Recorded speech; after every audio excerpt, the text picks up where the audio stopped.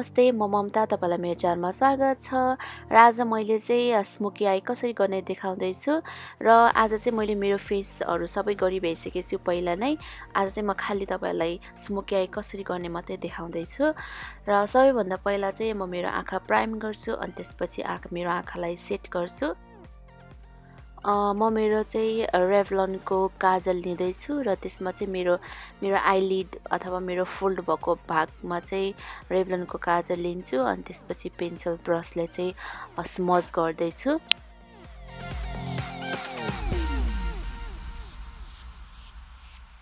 अनि आज eyeshadow लागि चाहिँ मैले morphe को Dare to Create 39A eyeshadow palette लिएको छु अनि त्यसमा चाहिँ सबभन्दा डार्क ब्ल्याक कलरको eyeshadow लिँदैछु अनि त्यसपछि चाहिँ म मेरो काजललाई सेट गर्छु अनि त्यो काजल भएको माथितिर चाहिँ ट्याप ट्याप गरेर राख्छु अनि त्यसपछि बिस्तारै बिस्तारै एकदम लाइट ह्यान्ड गरेर ब्लेन्ड गर्छु।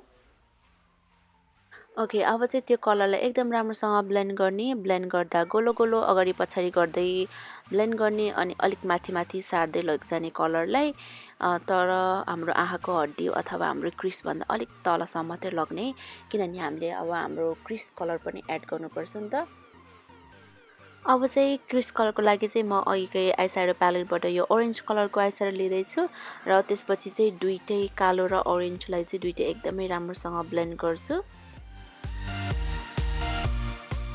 ओके, अब चाहिँ हामी अघिकै ब्ल्याक eyeshadow लियौँ ब्लेन्डिङ ब्रसमा एकदमै थोरै मात्रामा लिने, त्यसपछि चाहिँ ब्लेन्ड गर्दा गर्दै कलरलाई बिल्ड अप गर्ने। लाइक हाम्रो ट्रान्जिसन कलर र ब्ल्याक कलर चाहिँ एकदमै राम्रोसँग मिक्स हुनुपर्छ, बीचमा हार्स हुनु हुँदैन, किनभने अलिक प्याची eyeshadow राम्रो देख्दैन नि त।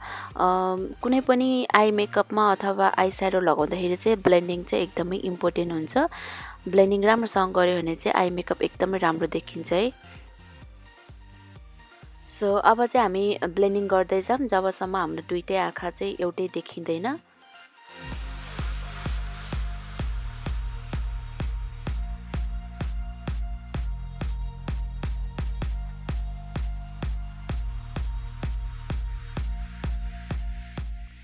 ओके, अब तलको हाम्रो लोअर ल्यास लाइनलाई पनि सेम स्टेप फलो गर्छु म माथिको जस्तै। पहिला चाहिँ revlon को गाजल लगाउँछु अनि त्यसपछि फेरि ब्ल्याक eyeshadow लिन्छु अघिकै अनि त्यसपछि पेन्सिल ब्रसले चाहिँ स्मज गर्छु अनि त्यसपछि फेरि म अघिकै ट्रान्जिसन कलर लगाउँछु।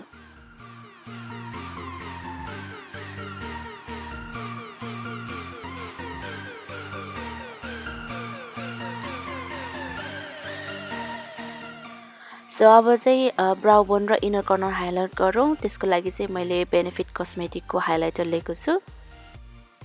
ओके, फर द लिपस्टिक म चाहिँ Huda beauty liquid matte lipstick लिँदैछु, सेड चाहिँ गर्लफ्रेन्ड अनि त्यसमाथि म फेरि म्याकको लिप ग्लस एड गर्दैछु। लिप ग्लस लगायो भने चाहिँ अलिक सेक्सी देख्छ कि, त्यही भएर। So yeah, that's it. This is my final look. I hope you guys like this. And if you did, please give it a big thumbs up. Don't forget to subscribe and share this video. I'll see you in the next video. Thank you so much for watching. Bye.